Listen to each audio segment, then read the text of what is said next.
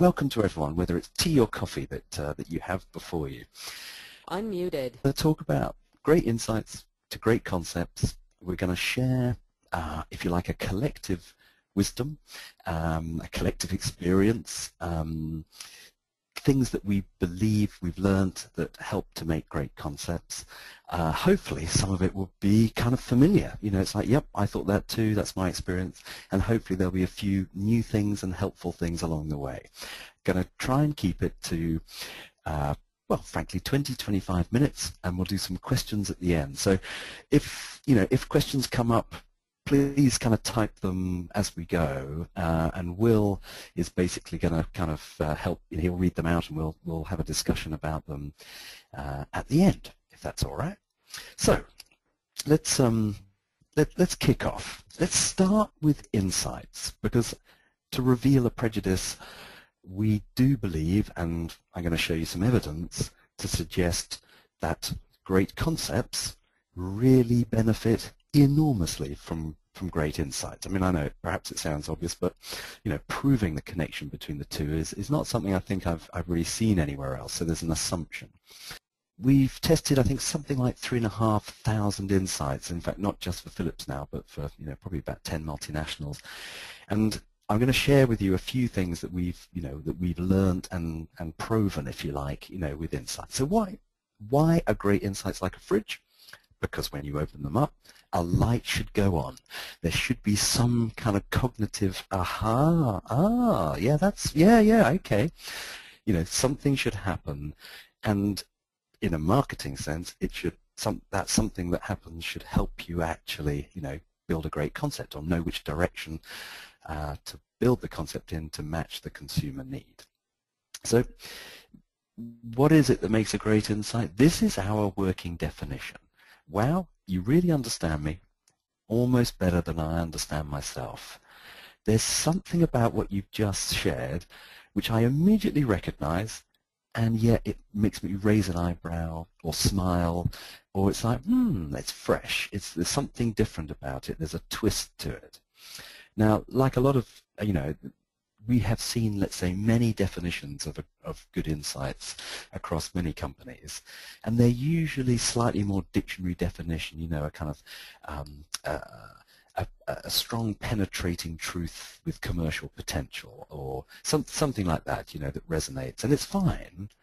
But we found as a working definition, if you're actually trying to write insights and build concepts, judging what you're writing by, would you get something like that response? Wow, you really understand me almost better than I understand myself, is quite a good way, simple, hopefully memorable way to judge it.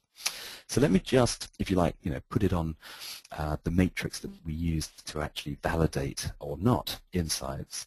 And this is where you've got the resonance axis and the edge. That's the freshness. That's the, I hadn't heard it quite like that before. And so, the Dove insight, which, the world is well aware of now, would be something like, for years and years, the beauty industry almost set out to make women feel bad about themselves, for their own commercial ends.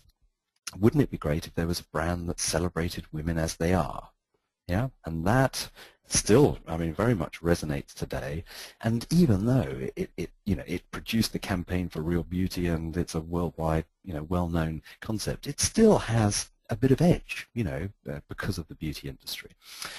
An example of something that has resonance but no edge, just to illustrate it, would be something like, as a parent, it's important to give my children 5 fruit and veg a day. Yeah, and as a parent, it's like, yep, okay, I recognize that, I know it, but the kids know it. In fact, everyone knows it, and it doesn't really take you anywhere. And a great insight sort of suggests where you should go without actually delivering the concept, the benefit. It's directional, and we've increasingly started to use the term spring sights. When you get a really good insight, it's a spring sight. It kind of springboards you somewhere. It takes you somewhere. Okay, so let's just do a couple of other examples, real examples. The Persil, sometimes it's been Omo, depending on which country you're in, but dirt is experience, dirt is good, rolling around in the mud is part of growing up. Yeah, and although all washing powders have always really talked about whiteness and cleanliness, this provides that freshness. It resonates, but it's got that edge because it suddenly talks about dirt and the kind of celebration of, of that as part of a childhood, part of, kind of being a healthy kid. Okay, next one would be from Kellogg's, and this is Special K. The challenge is doing something just for you. That's what Special K is about. In the world of cereals, most of them are for kids. Some are for others, whereas Special K is just for you. And that was, in the world of cereals, that had edge as well as resonance. So that's what we mean when we're talking about a good insight. So so time to head into the concept piece, and you won't be surprised to hear that we're suggesting that you open with an insight. You introduce a claim, a reason to believe, and a sign-off, and that would be our suggested kind of default concept shape, which is not that's nothing radical. But what I want to do really is show you some examples and talk through some of the heuristics, some of the rules that we seem to have been able to pull out, from I guess quite a lot of experience between us all. Anyway, let's start with some examples on Marmite. What you're looking at here is a technique that we use to validate, to assess, to screen large numbers of concepts. So in this case, I think we've got sort of 16 concepts. And basically what you do is you take a large group of 500 people and you ask them which of the 16 concepts they would be doubling their shares in. Imagine you had shares in all of them. Which would you be kind of doubling? Which would you be selling all? And so the green bars represent people doubling shares and the red bars represent people selling.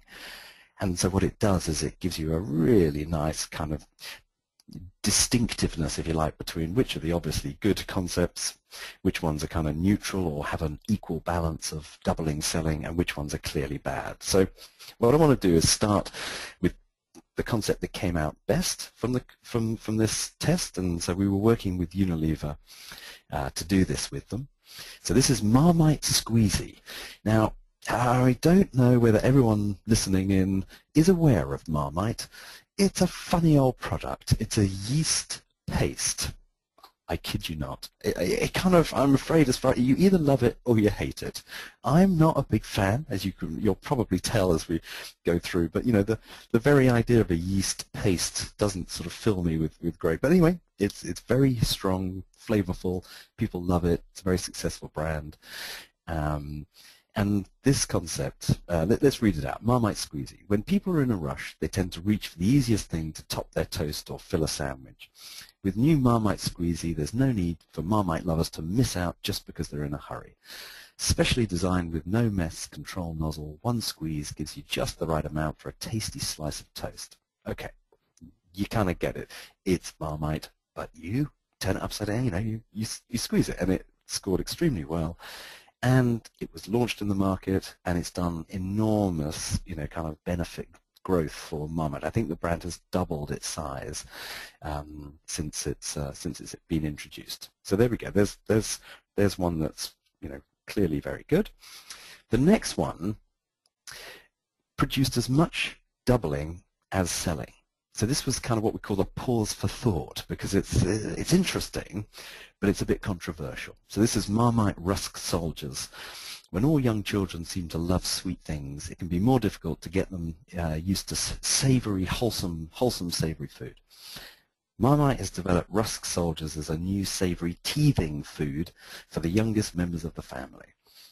Made using natural ingredients and just a small amount of real Marmite, they have a mild flavor and all the goodness of vitamin B. So you've got the kind of reason to believe as well as the benefits and who it's targeted at, sort of teething. Not surprisingly, Marmite it's a strong taste, and although it's saying it has a mild flavor, it's quite a bold concept, to give babies something, that's traditionally such a strong flavor. But it's clear what it's offering, even though it's completely new, and it polarizes. So let's do the concept right down at the right-hand side. This is Marmite Brunch Bar. So I love Marmite in the morning. Let me start again.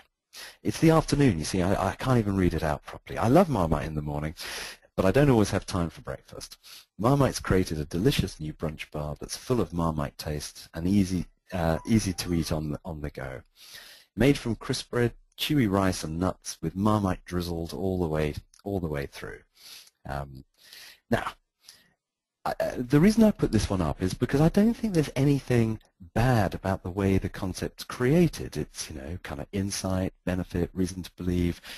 These concepts didn't have a sign-off, which we can debate and discuss at the end. But actually, it's just, I mean, I'm prejudiced, I know, but it's just a nasty idea, really. Chewy rice and nuts with crisp bread and Marmite. I'm not even quite sure I know what a brunch bar would be, and if I was remotely, kind of tempted by a brunch bar, I'm not sure this would be it. So, part of there's how do you create a great concept in terms of structure, in terms of kind of writing. But ultimately, we are talking about creativity. We are talking about great insight, which in itself is great, great creativity to understand something fresh, something new about the consumer's life. And then the concept itself, the idea itself, requires creativity to deliver a great execution and something that, again, surprises and delights. Rather than the opposite, which Marmite Brunch Bar seemed to do. Anyway, so I just want to pull out a few of the lessons or the if you like, the best practice from our point of view. And I've kind of done innovation starting with Unilever and for probably 24 years. My God, that sounds a long time. Yeah, 24 years. Jim Rimmer, who helped me put this together and runs our UK business, has, I think, done 25 and has seen huge amounts of concepts. So all we've done is just pulled out some of the things which perhaps obvious, perhaps helpful. We'll see. First is less is more, and I already should stop waffling and just leave it like that. Concepts with fewer words test better than those with more. It's so tempting to make it longer because somehow there's an instinct that the longer it is, the more chance it has of being successful. The temptation is to put more into it. But if you've got a really clear idea, and it's a good idea, the fewer words test, the better. Yeah? Okay, so that's number one. Less is more. Second, be single-minded. I mean, obviously,